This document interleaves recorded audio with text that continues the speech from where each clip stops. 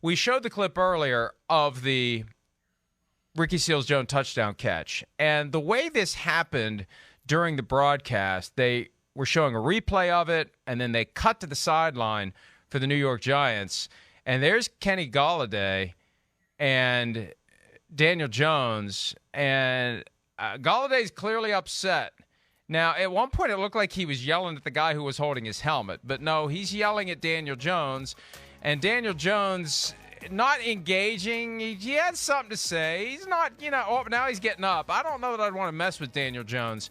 But Golladay has been disappointing so far. Peter, as you said, 84 total receiving yards in 2 games. Not what they paid him to come to New York to do. And they were offering him more than anyone else was willing to pay him. But that was after the third down play, I believe, where the receiver couldn't get the second foot down. Presumably, Golladay believed he was open on that play and the ball should have gone to him. And maybe that wasn't the first time that night that he was open and the ball should have gone to him. Here's the thing about Golladay. The one thing that, man, when I saw the contract the Giants paid him, wow. I mean, I said that he has to be, this is premier receiver money. And he's got to be given premier chances. And 7 balls, whatever he's averaging, 12 or 13 a reception. It's early. We know that. It's only 2 games. You don't want to make too big a deal of it. But, you look around the league and you look at guys like Terry McLaurin. I think Terry McLaurin is a top 10 NFL receiver. He doesn't necessarily have the tools of some players. It's just like if you gave me the choice right now of any receiver on the Cleveland Browns, Odell Beckham Jr. or Jarvis Landry, I'm taking Jarvis Landry any day of the week because Jarvis Landry is there every week and he produces almost every week. Now, there's Odell Beckham Jr. is like Giancarlo Stanton. He's going to hit monstrous home runs, and I know you love this comparison, Mike, but he's going to hit monstrous home runs, but he's also going to strike out a lot, and he's going to go through long slumps. And I look at Kenny Golladay right now, and he wants to be that consistent home run hitter.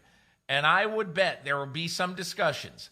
Golladay, Jason Garrett, Daniel Jones, the other coaches on offense. I will bet that there will be some discussions this week about giving him more of a chance to be a deep threat. Yeah, every once in a while somebody gets grifted in free agency. There was no one else offering anything close to $18 million a year. Right. For Kenny Golladay, and Dave Gettleman paid. It reminds me of what the Jets did with Le'Veon Bell. There was no one else offering anything close to $13.5 million a year, and the Jets paid it. And you got plenty of weapons. This is the difference between the Buccaneers and the Giants. They got all those weapons in Tampa. You're never going to see that scene on the Tampa Bay sideline. You see that scene on the Tampa Bay sideline, and Tom Brady is going to pick someone up and throw them into the front row, Hulk Hogan style. You just don't do it to Tom Brady. You can disrespect Daniel Jones, and one of the reasons is Daniel Jones is Daniel Jones and Tom Brady is Tom Brady. Let's hear from Daniel Jones and Joe Judge on what it was that was going on between Jones and Golladay. There's lots of ways to communicate, and we'll work through it. I think a game, there's a lot of emotions to the game, and I certainly understand that. Me and Kenny have a great relationship, and I know we can communicate and do what we need to do there. So I appreciate his passion and emotion. Kenny Golladay apparently screaming at Daniel Jones on the sideline. I'm curious if you know. I just saw you guys hugging in the locker room a second ago. That's the first I've heard of it. Yeah, there are all sorts of ways to communicate, some far more aggressive than others, and we've seen this time and again, receivers berating the quarterback, receivers who always believe that they're open, who always think they should get the ball, and the quarterback's got to manage that relationship. The quarterback has to get that guy off his case. Remember that? Get off my case. Get off my case. I'm just trying to help us win football games here. It's hard enough without one of my receivers yelling at me, and I remember the story about Warren Moon when Chris Carter tried that crap with him with the Vikings. Moon said, "You ever do that again, I'll just never throw you the football." And he never did it again. So Daniel Jones needs to take charge of this relationship. He's the field general. And we've seen it from time to time where the receivers do this. And when they do it, the quarterback needs to handle it. And he was very calm and measured, and he's doing the whole chin rub thing. He needs to get to Kenny Golladay and say, we can't have this during a game. It's hard enough without you in my face. And I think every quarterback needs to approach his guys that way.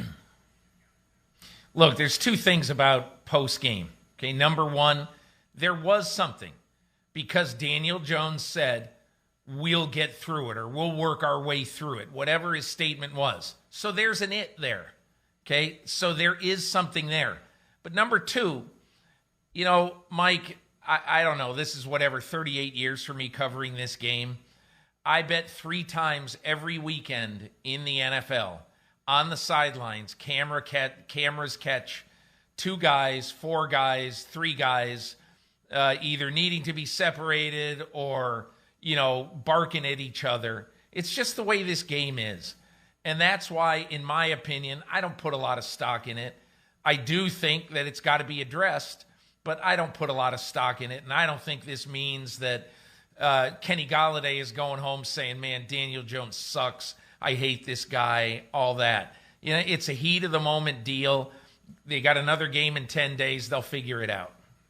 Well, but anytime it is someone directing it to the quarterback, I think it's more significant. And when Sims and I were talking about this last week as it relates to all of the weapons in Tampa Bay and how you'll never hear any of them ever say, I'm not getting the ball enough, even though most of them won't be in their minds, one of the reasons why you'll never hear any complaints is because Tom Brady is always spotting the open guy in his progressions and throwing the ball to the open guy accurately. So there's never an occasion where someone else is going to have a legitimate beef because you know what? The ball went to the first guy in the progression who was open.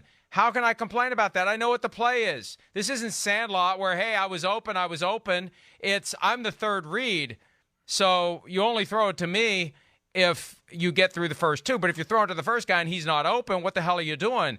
Come off your first read. So, the only way Jones is fully going to solve this is to make better decisions with the football and throw to the open guy unless Galladay's off base. Either way, hey, this is what happens when you're 0-2. This is what happens when you're not one of the better teams in the NFL and when you're a quarterback who still has a lot to prove. I was impressed with Jones last night, but he still has a long way to go to become the guy they need him to be, Peter. And now they've got a greater sense of urgency. As you said, this Falcons game, it's huge. It's must win for them. It feels too early in the season for must win, but 0-3 is always not an ideal situation. And I love the way this guy can run the ball.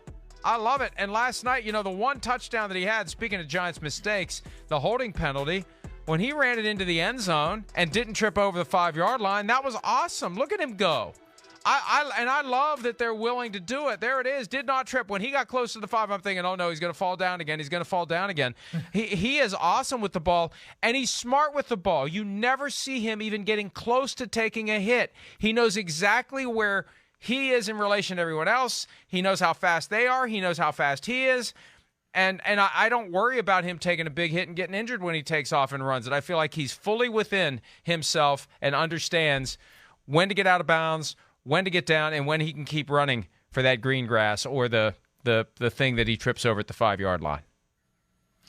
I keep wondering, Mike, what does a 17th game mean to a guy like Daniel Jones? And look, they might be out of it by week 10, so this might be fruitless. But I always wonder when a guy subjects himself to so many hits, so many extra hits, really. When a guy subjects himself to that, how long can he last? Football is a lottery game. We see in practice, the Baltimore Ravens within 5 minutes lose 2 of their 10 most important players, Marcus Peters, Gus Edwards. And so sometimes you just don't know. But the point is, the more you expose yourself to that, and you're right, Daniel Jones does a smart job about knowing when to get down, when to get hit, everything like that. But at some point, Mike, he's going to take a free shot, a shot that maybe he doesn't see coming. A Baker Mayfield type, Daniel Sorensen getting him from behind And even though that wasn't a big hit, it forced that interception. What I'm saying is, I understand how tempting it is to keep having Daniel Jones run the ball.